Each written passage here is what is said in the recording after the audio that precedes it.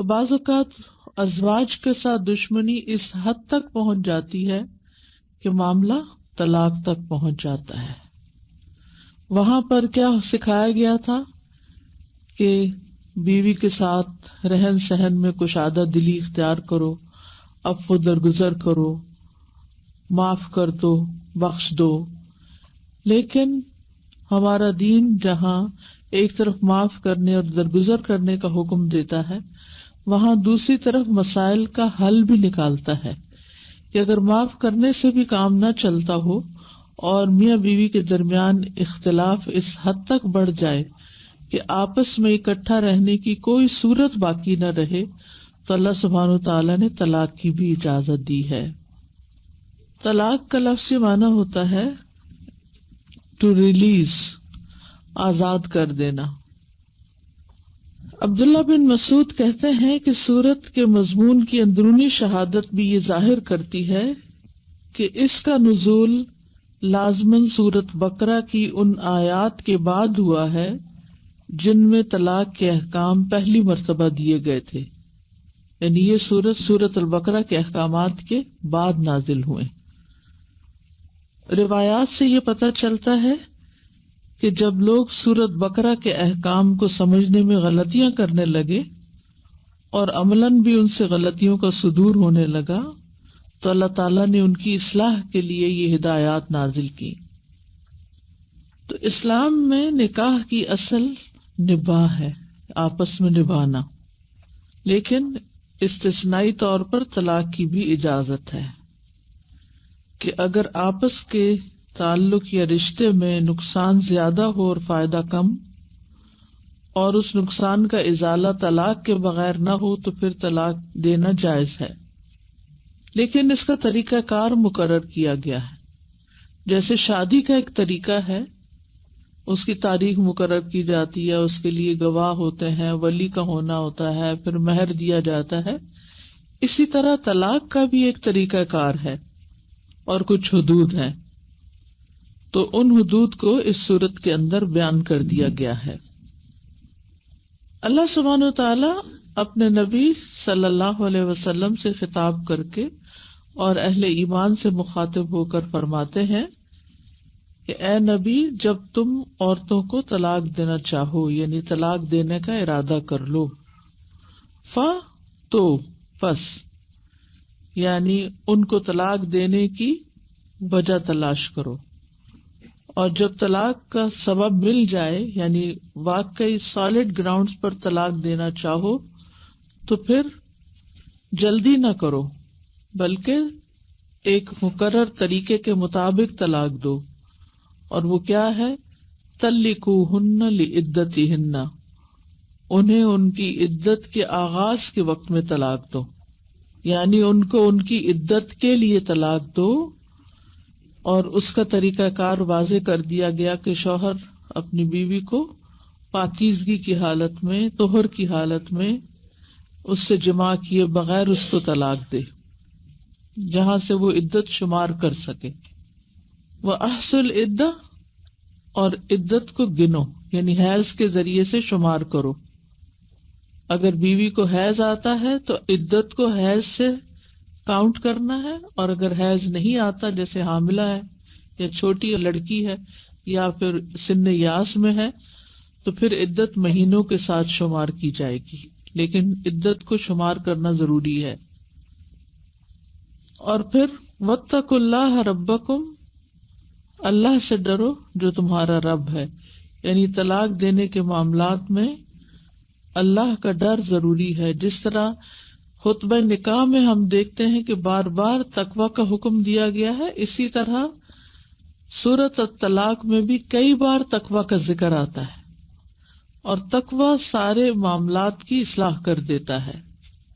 لا تخرجوہن من بیوتہن، عدت کی مدت کے دوران ان کو ان کے گھروں سے نہ نکالو، بلکہ متعلقہ اسی گھر میں رہے جس گھر میں شوہر نے اس کو طلاق دی ہے. ولا یخرجن، عورتیں خود بھی نہ نکلیں، یعنی متعلقہ بیوی کے لیے گھر سے نکلنا جائز نہیں، اور عدت کو شوہر کے گھر میں ہی پورا کرنا چاہیے.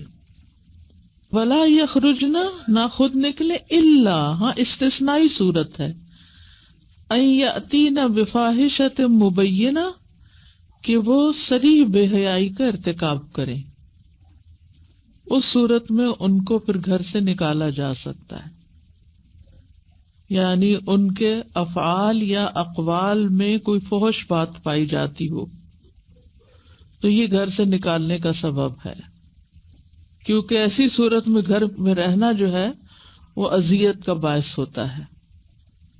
تلک حدود اللہ، یہ اللہ کی حدود ہیں جنہیں اللہ نے اپنے بندوں کے لیے مقرر کیا ہے، ان حدود کا التزام کرنا چاہیے۔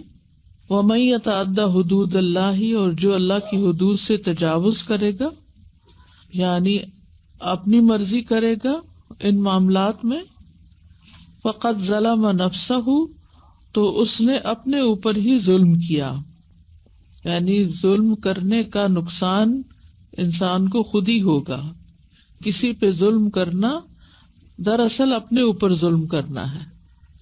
لا تدری لعل اللہ یحدث بعد ذلک امرا، تم نہیں جانتے شاید اللہ اس کے بعد کوئی اور سبیل پیدا کر دے، یعنی اللہ سبحانہ وتعالی طلاق کے بعد شوہر اور بیوی دونوں کے لیے کوئی اور راستہ پیدا کر دے یا پھر رجوع کی صورت پیدا کر دے۔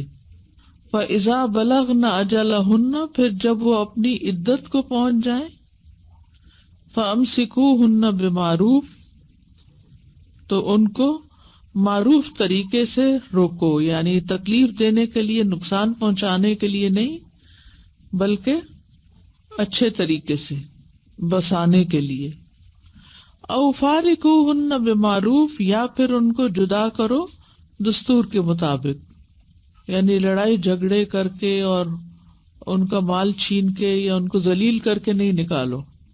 وَأَشْهِدُوا، اور گواہ بنا لو، یعنی طلاق اور رجوع پر، کس کو؟ ذوی عدل منکم، اپنے مسلمانوں میں سے دو عادل مردوں کو، اور یہ مستحب ہے، لازم نہیں۔ وَأَقِیمُوا، اور اے گواہو ٹھیک ٹھیک ادا کرو، الشہادۃ، گواہی کو، للہ، اللہ کے لیے، یعنی کسی کمی بیشی کے بغیر گواہی اسی طرح ادا کرو جس طرح وہ حقیقت میں ہے۔ کسی کی محبت اور کسی کی عداوت انسان کو گواہی میں غلط بیانی کرنے پر آمادہ نہ کرے۔ ذالکم، یہ یعنی جو تمہارے سامنے احکام اور حدود بیان کیے جا رہے ہیں، یوعظ بہ من کان یؤمن باللہ والیوم الآخر، ان باتوں سے اس شخص کو نصیحت کی جاتی ہے جو اللہ اور آخرت پر ایمان رکھتا ہے۔ تو جو شخص اللہ اور یوم آخرت پر ایمان رکھتا ہے اس کے معاملات درست ہو جاتے ہیں، کیونکہ طلاق کا معاملہ ایسا ہے، یعنی ایک ٹراما ہے اور ایک زندگی کا مشکل ترین مرحلہ ہے، لیکن وَمَن يَتَّقِ اللَّهَ يَجْعَل لَّهُ مَخْرَجًا، جو اللہ کا تقوی اختیار کرے گا، اللہ سبحانہ وتعالیٰ اس کے لیے کوئی نہ کوئی نکلنے کی، مشکل سے، غم سے، دکھ سے، پریشانی سے، اس تکلیف سے نکلنے کی صورت پیدا کر دے گا۔ وَيَرْزُقُهُ مِنْ حَيْثُ لَا يَحْتَسِبُ، اور اس کو وہاں سے رزق عطا کرے گا جہاں سے اس کا وہم و گمان بھی نہ ہوگا۔ وَمَن يَتَوَکَّلْ عَلَى اللَّهِ فَهُوَ حَسْبُهُ، تو جو اللہ تعالیٰ پر توکل کرتا ہے، یعنی کسی چیز کے حصول میں جو اس کے لیے فائدہ مند ہے یا کسی چیز کو دور کرنے میں جو اس کے لیے نقصان دہ ہے، اللہ پر اعتماد کرتا ہے تو اللہ تعالیٰ اس میں اس کے لیے آسانی پیدا کر دے گا، اللہ اس کے لیے کافی ہو جاتا ہے، کیونکہ اللہ تعالیٰ غالب ہے، رحیم ہے، غنی ہے، قوی ہے، وہ بندے کے لیے سب کچھ کر سکتا ہے۔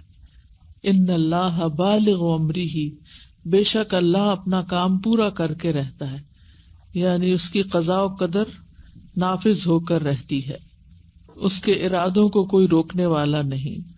قد جعل اللہ لکل شیء قدرا، اس نے ہر کام کے لیے، ہر چیز کے لیے ایک وقت اور مقدار مقرر کر رکھی ہے، یعنی ہر چیز کا ایک اندازہ مقرر کر رکھا ہے کہ کب تنگی ہوگی، کب تک آسانی ہوگی، یہ سب اس کو معلوم ہے.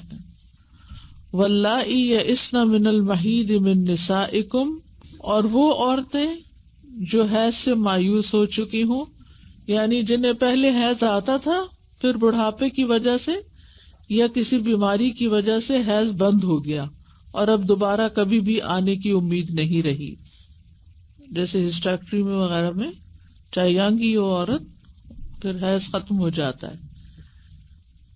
تو ان ارتبتم، اگر تمہیں شک ہو، فعدتہن ثلاثۃ اشہر، تو ان کی عدت کی مدت 3 ماہ ہے، یعنی ہر حیض کے مقابلے میں 1 مہینہ مقرر کیا گیا ہے. واللائی لم یحضن، اور وہ چھوٹی لڑکیاں جن کو ابھی حیض آیا ہی نہیں یا بالغ بھی ہوں لیکن ان کو حیض نہیں آیا ابھی تک، تو وہ بھی انہی عورتوں کی طرح ہیں جو حیض سے مایوس ہو چکی ہیں، تو ان کی عدت بھی ویسی ہی ہوگی، یعنی 3 ماہ. تو 2 طرح کی عورتیں ہوئی، ایک وہ جن کو حیض آتا ہے اور ایک وہ جن کو حیض نہیں آتا، لیکن ان دونوں کی عدت جو ہے وہ، یعنی جن کو حیض نہیں آتا 3 ماہ ہوگی، الا یہ کہ وہ حامل ہو، حمل کی وجہ سے اگر حیض نہیں آتا تو اس کا حکم آگے بتا دیا گیا. وَأُولَاتُ الْأَحْمَالِ، اور حمل والیاں یعنی پریگننٹ عورتیں، اجلہن، ان کی مدت کیا ہے، مدت سے مراد یا عدت، ان یضعن حملہن، کہ وہ اپنا حمل وضع کر دیں، یعنی بچہ پیدا کر دیں، ایک بچہ یا زیادہ بچے ہیں پیٹ میں ان کو جنم دے دیں. اس صورت میں مہینوں کا اعتبار نہیں ہوگا، وہ 1 گھنٹے بعد بھی ہو سکتی ہے فارغ، اور 9 مہینے بھی لگ سکتے ہیں اس کو. وَمَن يَتَّقِ اللَّهَ يَجْعَل لَّهُ مِنْ أَمْرِهِ يُسْرًا، جو تقوی اختیار کرتا ہے اللہ تعالیٰ اس کے لیے سارے امور کو آسان کر دیتا ہے، مشکلات کو بھی حل کر دیتا ہے اس کے. ذالک امر اللہ انزلہ الیکم، یہ اللہ کا حکم ہے جس نے تمہاری طرف نازل کیا ہے.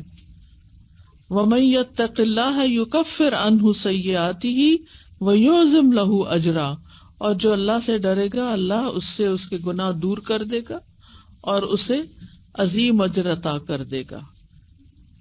پھر حکم دیا اسکنوہن من حیث سکنتم، ان کو وہاں پر ہی بساؤ، وہیں رکھو جہاں تم خود رہتے ہو. یہ کس کے لیے ہے؟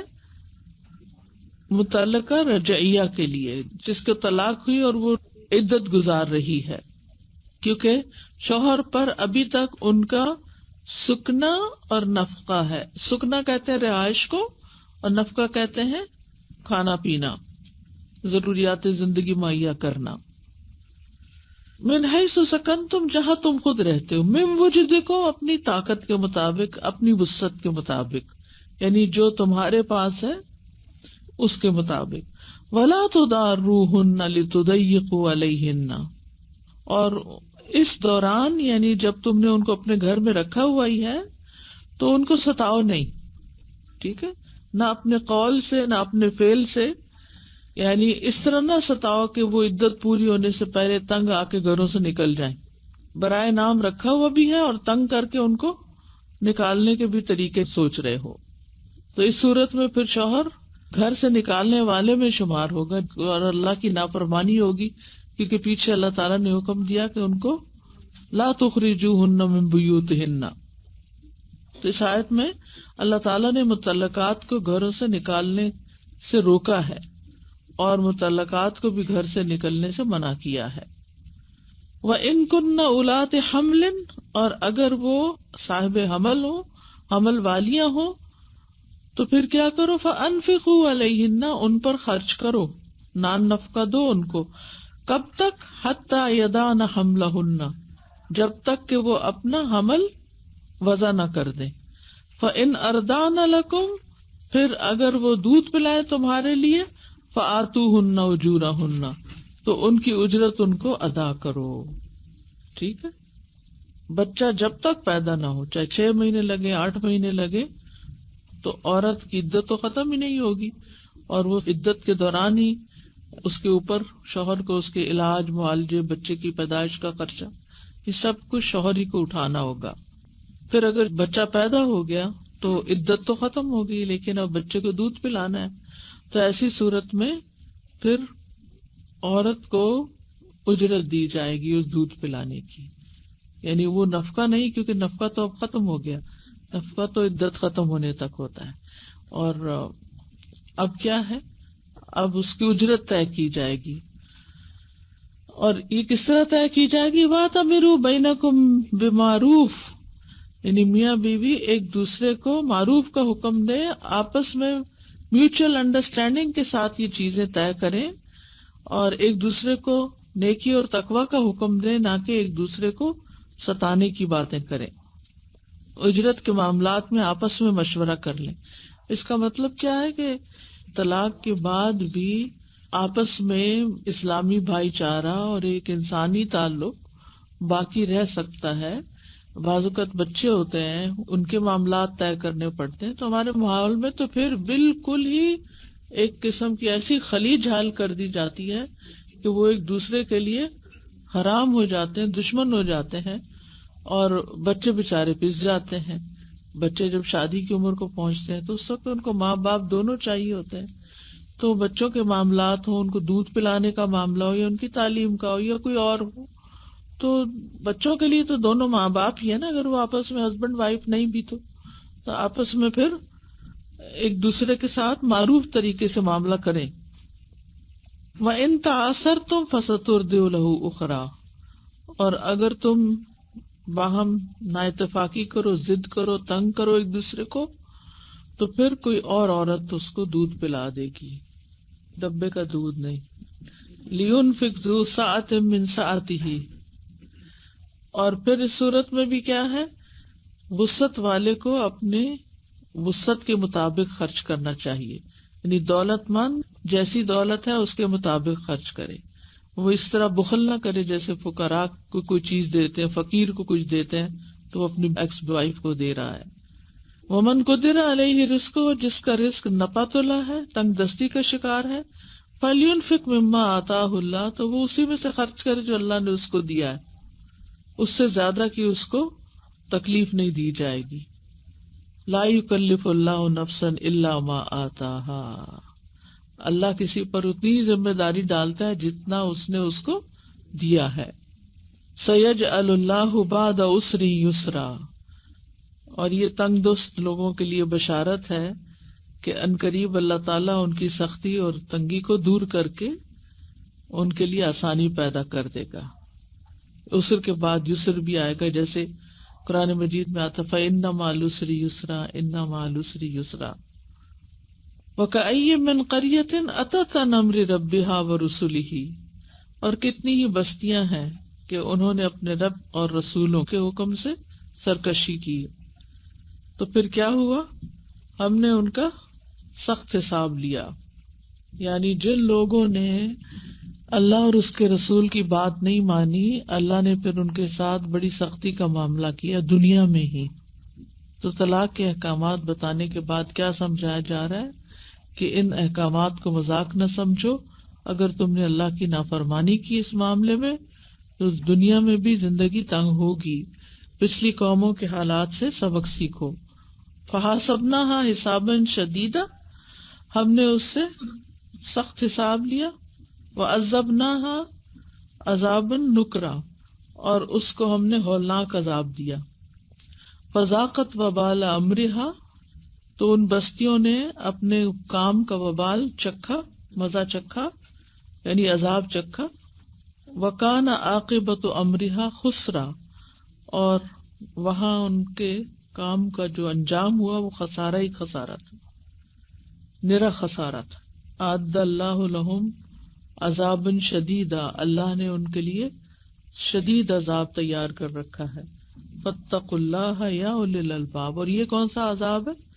آخرت کا عذاب ہے. تو اللہ سے ڈرو اے عقل والو. یعنی اللہ کی آیات، اس کی عبرتوں اور اس کی جو نصیحتیں ہیں ان کو سامنے رکھ کے معاملہ کرو اور دیکھو کہ پچھلی قوموں کے ساتھ اللہ نے کیا معاملہ کیا. الذین آمنوا قد انزل اللہ الیکم ذکرا، وہ لوگ جو ایمان لائے وہ عقل مند ہیں، اللہ نے تمہاری طرف ذکر نازل کیا ہے، یعنی قرآن نازل کیا ہے. رسولاً، ایک رسول بھیجا ہے، یتلو علیکم آیات اللہ مبینات، جو تم پر پڑھتا ہے اللہ تعالیٰ کی آیات کو جو بالکل واضح ہے. کیوں؟ لیخرج الذین آمنوا وعملوا الصالحات من الظلمات الی النور. آیات پڑھنے، تلاوت کرنے، قرآن کو سمجھانے کا مقصد اصل کیا؟ تاکہ لوگ اندھیروں سے نکل کر روشنی کی طرف آئیں، ان کے مسائل حل ہوں. وَمَن يُؤْمِن بِاللَّهِ وَيَعْمَلْ صَالِحًا يُدْخِلْهُ جَنَّاتٍ تَجْرِي مِن تَحْتِهَا الْأَنْهَارُ، اور جو اللہ پر ایمان لائے اور نیک عمل کرے تو پھر اللہ تعالیٰ اس کو ایسی جنتوں میں داخل کرے گا جس کے نیچے نہریں بہہ رہی ہیں. ان میں ایسی ایسی نعمتیں ہیں جن کا انسان سوچ بھی نہیں سکتا. خالدین فیہا ابدا قد احسن اللہ لہ رزقا، وہ اس میں ہمیشہ ہمیشہ رہیں گے، اللہ نے ان کے لیے اچھا رزق تیار کر رکھا ہے. اور جو اس کے برعکس کام کرے ان کے لیے پھر جہنم کی سزا ہے. اللہ الذی خلق سبع سماوات، پھر اللہ سبحانہ وتعالیٰ خبر دے رہے ہیں کہ کون ہے اللہ، وہ جس نے ساتوں آسمان پیدا کیے ہیں. وہ کوئی معمولی ہستی نہیں ہے کہ تم اس کے ساتھ جو چاہو کرو. ومن الارض مثلہن، اور زمین سے بھی انہی کی مانند، یعنی تعداد میں یا خلق میں انسان جانتا یا نہیں جانتا ان کے بارے میں وہ الگ بات ہے، لیکن اللہ کی تخلیق کی وسعت اور قدرت کا ذکر کیا جا رہا ہے.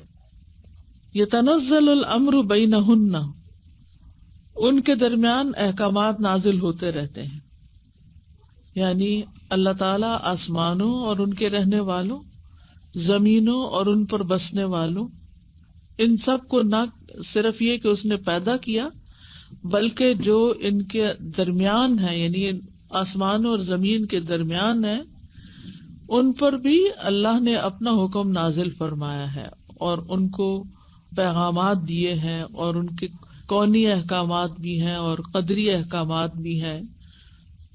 اور یہ کس لیے؟ لِتَعْلَمُوا، تاکہ تم جان لو، ان اللہ علی کل شیء قدیر، کہ اللہ ہر چیز پر قدرت رکھتا ہے، وَأَنَّ اللَّهَ قَدْ أَحَاطَ بِكُلِّ شَيْءٍ عِلْمًا، اور یہ کہ اللہ تعالیٰ نے ہر چیز کو علم کے ساتھ گھیر رکھا ہے، یعنی کوئی بھی چیز اللہ کے علم سے باہر نہیں.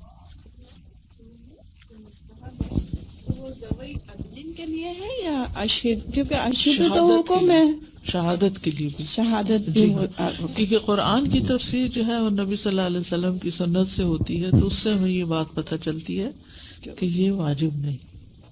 یعنی گواہ بنانا اچھا ہے اس موقع پر، لیکن اگر گواہ نہیں بھی ہے تو اس کا یہ مطلب نہیں کہ رجوع نہیں ہو سکتا یا طلاق نہیں ہو سکتی. دونوں چیزیں ہو جائیں گی، گواہوں کے بغیر بھی ہو جائیں گی. لیکن جب گواہ ہوتے ہیں تو پھر کسی قسم کی کوئی غلط فہمی نہیں رہتی، کوئی کنفیوژن باقی نہیں رہتی. السلام علیکم استاذہ، یہ جو پریگننٹ عورت ہوتی ہے ان کو اگر میاں نے طلاق دی تو آپ نے کہا کہ عدت میں وہاں رہنا ہے، تو وہ جتنے ٹائم عدت کا ہوتا ہے اس میں ایک دوسرے سے مطلب دوستی، تفصیل ابھی آگے آئے گی انشاءاللہ تعالی. آپس میں ان کا کوئی ایسا ریلیشن نہیں ہو سکتا جو میاں بیوی کا ہوتا ہے کسی بھی قسم کا، حتیٰ کہ ایک دوسرے کو ٹچ بھی نہیں کریں گے، صرف وہ وہاں رہے گی اور وہ بھی وہاں رہے گا. اگر اس نے اس طرح یعنی دوبارہ اس سے عورت سے تعلق قائم کرنا چاہا تو وہ رجوع ہو جائے گا. کہ اگر معاف کرنے سے بھی کام نہ چلتا ہو اور میاں بیوی کے درمیان اختلاف اس حد تک بڑھ جائے کہ آپس میں اکٹھا رہنے کی کوئی صورت باقی نہ رہے، تو اللہ سبحانہ وتعالیٰ نے طلاق کی بھی اجازت دی ہے. طلاق کا لفظی معنی ہوتا ہے ٹو ریلیز، آزاد کر دینا. عبداللہ بن مسعود کہتے ہیں کہ سورت کے مضمون کی اندرونی شہادت بھی یہ ظاہر کرتی ہے کہ اس کا نزول لازماً سورت بقرہ کی ان آیات کے بعد ہوا ہے جن میں طلاق کے احکام پہلی مرتبہ دیے گئے تھے، یعنی یہ سورۃ البقرہ کے احکامات کے بعد نازل ہوئے۔ روایات سے یہ پتہ چلتا ہے کہ جب لوگ سورۃ بقرہ کے احکام کو سمجھنے میں غلطیاں کرنے لگے اور عملاً بھی ان سے غلطیوں کا صدور ہونے لگا تو اللہ تعالیٰ نے ان کی اصلاح کے لیے یہ ہدایات نازل کی۔ تو اسلام میں نکاح کی اصل نباہ ہے، آپس میں نبھانا، لیکن استثنائی طور پر طلاق کی بھی اجازت ہے کہ اگر آپس کے تعلق یا رشتے میں نقصان زیادہ ہو اور فائدہ کم، اور اس نقصان کا ازالہ طلاق کے بغیر نہ ہو تو پھر طلاق دینا جائز ہے، لیکن اس کا طریقہ کار مقرر کیا گیا ہے۔ جیسے شادی کا ایک طریقہ ہے، اس کی تاریخ مقرر کی جاتی ہے، اس کے لیے گواہ ہوتے ہیں، ولی کا ہونا ہوتا ہے، پھر مہر دیا جاتا ہے، اسی طرح طلاق کا بھی ایک طریقہ کار ہے اور کچھ حدود ہیں، تو ان حدود کو اس صورت کے اندر بیان کر دیا گیا ہے۔ اللہ سبحانہ وتعالی اپنے نبی صلی اللہ علیہ وسلم سے خطاب کر کے اور اہل ایمان سے مخاطب ہو کر فرماتے ہیں کہ اے نبی، جب تم عورتوں کو طلاق دینا چاہو، یعنی طلاق دینے کا ارادہ کر لو، تو پس، یعنی ان کو طلاق دینے کی وجہ تلاش کرو، اور جب طلاق کا سبب مل جائے، یعنی واقعی سالڈ گراؤنڈز پر طلاق دینا چاہو تو پھر جلدی نہ کرو، بلکہ ایک مقرر طریقے کے مطابق طلاق دو، اور وہ کیا ہے؟ طلقوہن لعدتہن، انہیں ان کی عدت کے آغاز کے وقت میں طلاق دو، یعنی ان کو ان کی عدت کے لیے طلاق دو۔ اور اس کا طریقہ کار واضح کر دیا گیا کہ شوہر اپنی بیوی کو پاکیزگی کی حالت میں، طہر کی حالت میں، اس سے جماع کیے بغیر اس کو طلاق دے، جہاں سے وہ عدت شمار کر سکے۔ وَأَحْصُوا الْعِدَّةَ، اور عدت کو گنو، یعنی حیض کے ذریعے سے شمار کرو۔ اگر بیوی کو حیض آتا ہے تو عدت کو حیض سے کاؤنٹ کرنا ہے، اور اگر حیض نہیں آتا، جیسے حاملہ ہے یا چھوٹی لڑکی ہے یا پھر سن یاس میں ہے، تو پھر عدت مہینوں کے ساتھ شمار کی جائے گی، لیکن عدت کو شمار کرنا ضروری ہے۔ اور پھر واتقوا اللہ ربکم، اللہ سے ڈرو جو تمہارا رب ہے، یعنی طلاق دینے کے معاملات میں اللہ کا ڈر ضروری ہے۔ جس طرح خطبہ نکاح میں ہم دیکھتے ہیں کہ بار بار تقوی کا حکم دیا گیا ہے، اسی طرح سورۃ الطلاق میں بھی کئی بار تقوی کا ذکر آتا ہے، اور تقوی سارے معاملات کی اصلاح کر دیتا ہے۔ لا تخرجوہن من بیوتہن، عدت کی مدت کے دوران ان کو ان کے گھروں سے نہ نکالو، بلکہ متعلقہ اسی گھر میں رہے جس گھر میں شوہر نے اس کو طلاق دی ہے۔ ولا یخرجن، عورتیں خود بھی نہ نکلیں، یعنی متعلقہ بیوی کے لیے گھر سے نکلنا جائز نہیں، اور عدت کو شوہر کے گھر میں ہی پورا کرنا چاہیے۔ ولا یخرجن، نہ خود نکلے، الا، ہاں استثنائی صورت ہے، ان یاتین بفاحشۃ مبینہ، کہ وہ صریح بے حیائی کا ارتکاب کریں، اس صورت میں ان کو پھر گھر سے نکالا جا سکتا ہے، یعنی ان کے افعال یا اقوال میں کوئی فحش بات پائی جاتی ہو تو یہ گھر سے نکالنے کا سبب ہے، کیونکہ ایسی صورت میں گھر میں رہنا جو ہے وہ اذیت کا باعث ہوتا ہے۔ تلک حدود اللہ، یہ اللہ کی حدود ہیں جنہیں اللہ نے اپنے بندوں کے لیے مقرر کیا ہے، ان حدود کا التزام کرنا چاہیے۔ وَمَن يَتَعَدَّ حُدُودَ اللَّهِ، اور جو اللہ کی حدود سے تجاوز کرے گا، یعنی اپنی مرضی کرے گا ان معاملات میں، فَقَدْ ظَلَمَ نَفْسَهُ، تو اس نے اپنے اوپر ہی ظلم کیا، یعنی ظلم کرنے کا نقصان انسان کو خود ہی ہوگا۔ کسی پہ ظلم کرنا دراصل اپنے اوپر ظلم کرنا ہے۔ لا تدری لعل اللہ یحدث بعد ذلک امرا، تم نہیں جانتے شاید اللہ اس کے بعد کوئی اور سبیل پیدا کر دے، یعنی اللہ سبحانہ و تعالی طلاق کے بعد شوہر اور بیوی دونوں کے لیے کوئی اور راستہ پیدا کر دے یا پھر رجوع کی صورت پیدا کر دے۔ فَإِذَا بَلَغْنَ أَجَلَهُنَّ، پھر جب وہ اپنی عدت کو پہنچ جائیں، فَأَمْسِكُوهُنَّ بِمَعْرُوفٍ، تو ان کو معروف طریقے سے روکو، یعنی تکلیف دینے کے لیے، نقصان پہنچانے کے لیے نہیں، بلکہ اچھے طریقے سے بسانے کے لیے۔ او فارقوہن بمعروف، یا پھر ان کو جدا کرو دستور کے مطابق، یعنی لڑائی جھگڑے کر کے اور ان کا مال چھین کے یا ان کو ذلیل کر کے نہیں نکالو۔ وَأَشْهِدُوا، اور گواہ بنا لو، یعنی طلاق اور رجوع پر، کس کو؟ ذوی عدل منکم، اپنے مسلمانوں میں سے 2 عادل مردوں کو، اور یہ مستحب ہے، لازم نہیں۔ وَأَقِیمُوا، اور اے گواہو ٹھیک ٹھیک ادا کرو، الشہادۃ، گواہی کو، للہ، اللہ کے لیے، یعنی کسی کمی بیشی کے بغیر گواہی اسی طرح ادا کرو جس طرح وہ حقیقت میں ہے۔ کسی کی محبت اور کسی کی عداوت انسان کو گواہی میں غلط بیانی کرنے پر آمادہ نہ کرے۔ ذالکم، یہ یعنی جو تمہارے سامنے احکام اور حدود بیان کیے جا رہے ہیں، یوعظ بہ من کان یؤمن باللہ والیوم الآخر، ان باتوں سے اس شخص کو نصیحت کی جاتی ہے جو اللہ اور آخرت پر ایمان رکھتا ہے۔ تو جو شخص اللہ اور یوم آخرت پر ایمان رکھتا ہے اس کے معاملات درست ہو جاتے ہیں، کیونکہ طلاق کا معاملہ ایسا ہے، یعنی ایک ٹراما ہے اور ایک زندگی کا مشکل ترین مرحلہ ہے، لیکن وَمَن يَتَّقِ اللَّهَ يَجْعَل لَّهُ مَخْرَجًا، جو اللہ کا تقوی اختیار کرے گا، اللہ سبحانہ تعالیٰ اس کے لیے کوئی نہ کوئی نکلنے کی مشکل سے، غم سے، دکھ سے، پریشانی سے، اس تکلیف سے نکلنے کی صورت پیدا کر دے گا۔ وَيَرْزُقُهُ مِنْ حَيْثُ لَا يَحْتَسِبُ، اور اس کو وہاں سے رزق عطا کرے گا جہاں سے اس کا وہم و گمان بھی نہ ہوگا۔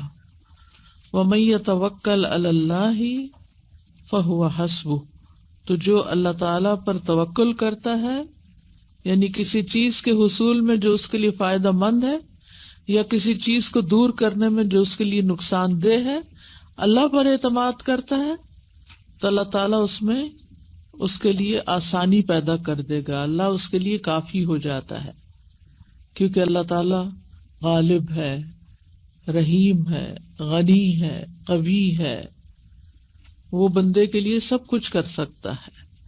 ان اللہ بالغ امرہ، بے شک اللہ اپنا کام پورا کر کے رہتا ہے، یعنی اس کی قضاء و قدر نافذ ہو کر رہتی ہے، اس کے ارادوں کو کوئی روکنے والا نہیں۔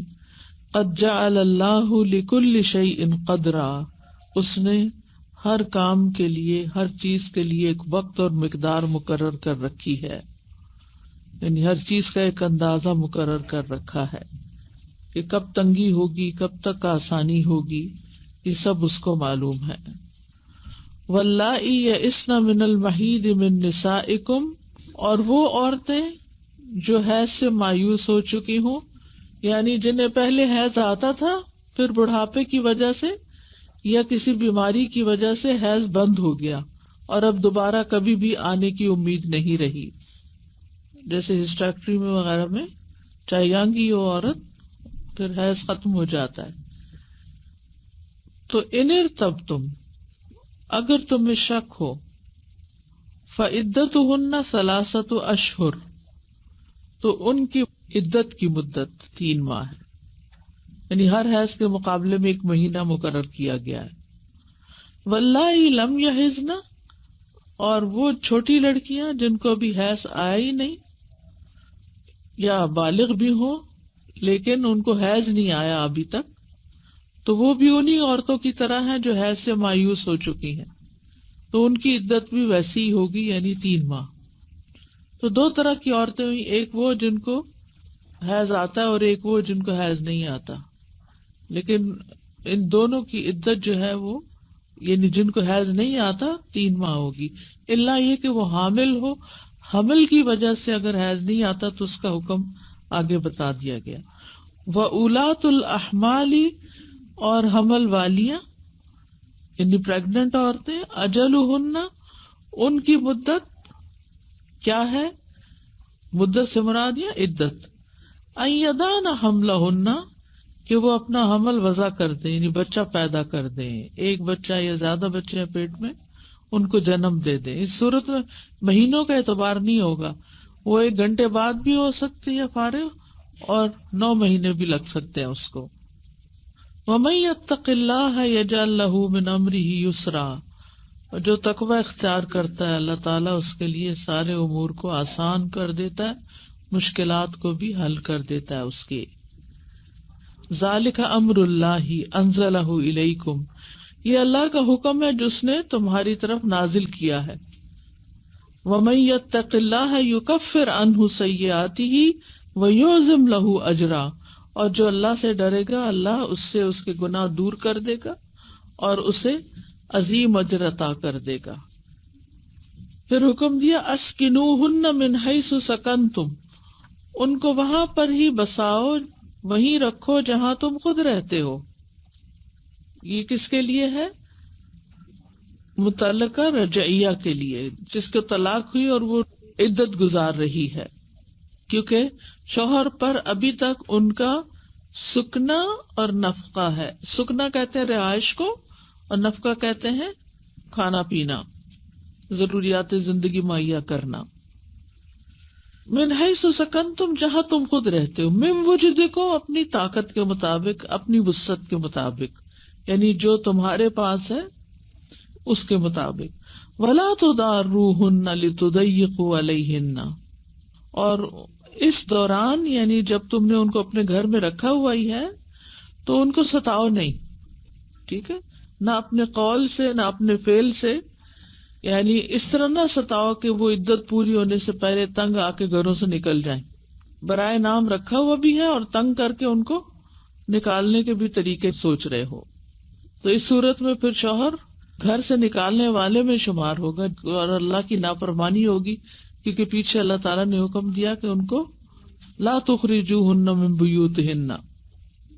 تو اس آیت میں اللہ تعالیٰ نے مطلقات کو گھروں سے نکالنے سے روکا ہے اور مطلقات کو بھی گھر سے نکلنے سے منع کیا ہے۔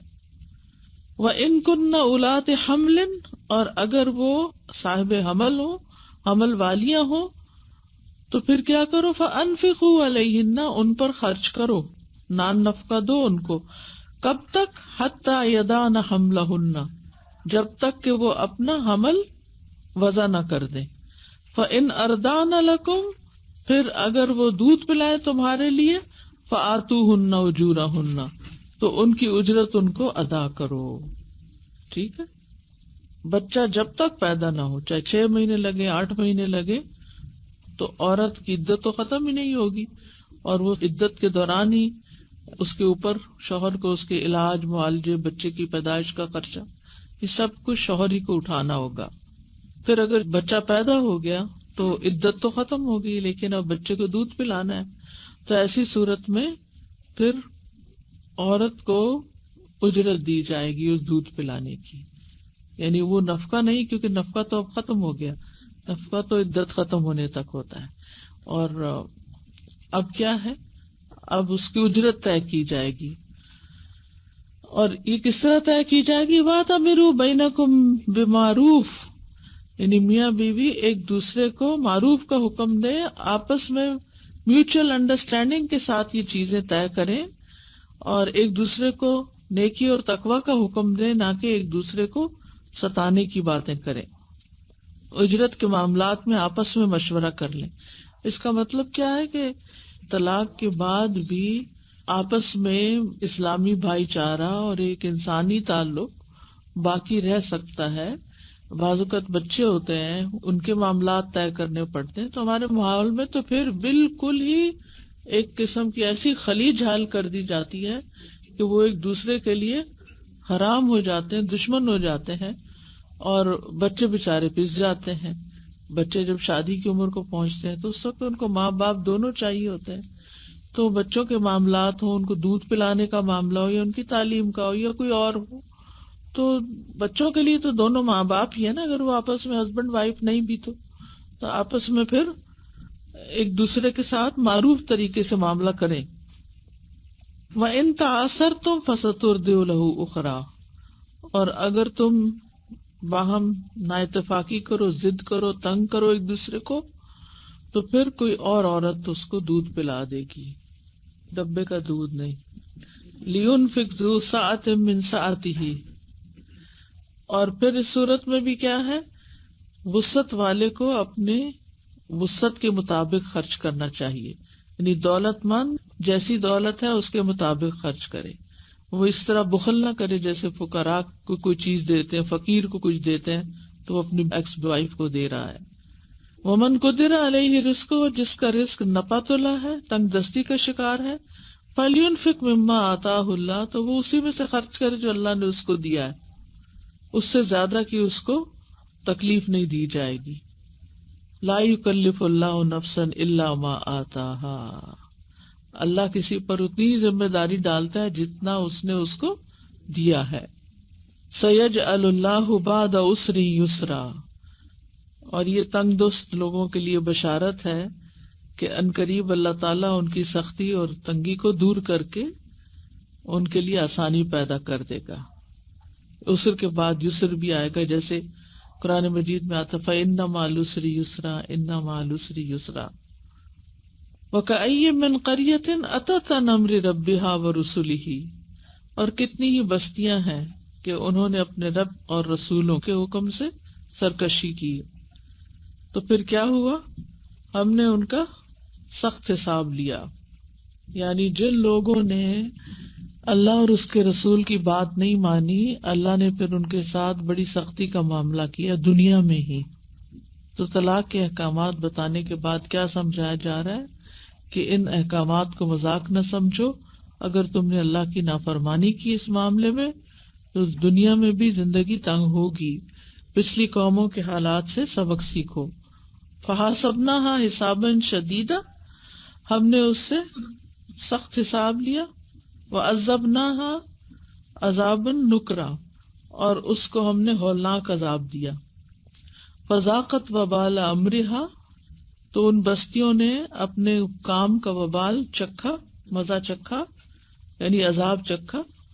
وکان عاقبت امرها خسرا، اور وہاں ان کے کام کا جو انجام ہوا وہ خسارہ ہی خسارہ تھا، نرا خسارہ تھا.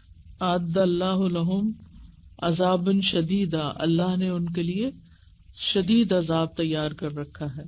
فاتقوا اللہ یا اولی الالباب، اور یہ کون سا عذاب ہے؟ آخرت کا عذاب ہے. تو اللہ سے ڈرو اے عقل والو. یعنی اللہ کی آیات، اس کی عبرتوں اور اس کی جو نصیحتیں ہیں ان کو سامنے رکھ کے معاملہ کرو، اور دیکھو کہ پچھلی قوموں کے ساتھ اللہ نے کیا معاملہ کیا. الذین آمنوا قد انزل اللہ الیکم ذکرا، وہ لوگ جو ایمان لائے وہ عقل مند ہیں، اللہ نے تمہاری طرف ذکر نازل کیا ہے، یعنی قرآن نازل کیا ہے. رسولاً، ایک رسول بھیجا ہے. یتلو علیکم آیات اللہ مبینات، جو تم پر پڑھتا ہے اللہ تعالیٰ کی آیات کو جو بالکل واضح ہیں. کیوں؟ لیخرج الذین آمنوا وعملوا الصالحات من الظلمات الی النور. آیات پڑھنے، تلاوت کرنے، قرآن کو سمجھانے کا مقصد اصل کیا؟ تاکہ لوگ اندھیروں سے نکل کر روشنی کی طرف آئیں، ان کے مسائل حل ہوں. ومن یؤمن باللہ ویعمل صالحا یدخلہ جنات تجری من تحتها الانہار، اور جو اللہ پر ایمان لائے اور نیک عمل کرے تو پھر اللہ تعالیٰ اس کو ایسی جنتوں میں داخل کرے گا جس کے نیچے نہریں بہہ رہی ہیں. ان میں ایسی ایسی نعمتیں ہیں جن کا انسان سوچ بھی نہیں سکتا. خالدین فیہا ابدا قد احسن اللہ لہ رزقا، وہ اس میں ہمیشہ ہمیشہ رہیں گے. اللہ نے ان کے لیے اچھا رزق تیار کر رکھا ہے. اور جو اس کے برعکس کام کرے ان کے لیے پھر جہنم کی سزا ہے. اللہ الذی خلق سبع سماوات، پھر اللہ سبحانہ وتعالیٰ خبر دے رہے ہیں کہ کون ہے اللہ، وہ جس نے 7 آسمان پیدا کیے ہیں. وہ کوئی معمولی ہستی نہیں ہے کہ تم اس کے ساتھ جو چاہو کرو. وَمِنَ الْأَرْضِ مِثْلَهُنَّ، اور زمین سے بھی انہی کی مانند. یعنی تعداد میں یا خلق میں انسان جانتا یا نہیں جانتا ان کے بارے میں وہ الگ بات ہے، لیکن اللہ کی تخلیق کی وسعت اور قدرت کا ذکر کیا جا رہا ہے. یتنزل الامر بینہن، ان کے درمیان احکامات نازل ہوتے رہتے ہیں. یعنی اللہ تعالیٰ آسمانوں اور ان کے رہنے والوں، زمینوں اور ان پر بسنے والوں، ان سب کو نہ صرف یہ کہ اس نے پیدا کیا بلکہ جو ان کے درمیان ہے، یعنی آسمان اور زمین کے درمیان ہے، ان پر بھی اللہ نے اپنا حکم نازل فرمایا ہے اور ان کو پیغامات دیے ہیں، اور ان کے کونی احکامات بھی ہیں اور قدری احکامات بھی ہیں. اور یہ کس لیے؟ لِتَعْلَمُوا، تاکہ تم جان لو، ان اللہ علی کل شیء قدیر، کہ اللہ ہر چیز پر قدرت رکھتا ہے. وَأَنَّ اللَّهَ قَدْ أَحَاطَ بِكُلِّ شَيْءٍ عِلْمًا، اور یہ کہ اللہ تعالیٰ نے ہر چیز کو علم کے ساتھ گھیر رکھا ہے، یعنی کوئی بھی چیز اللہ کے علم سے باہر نہیں.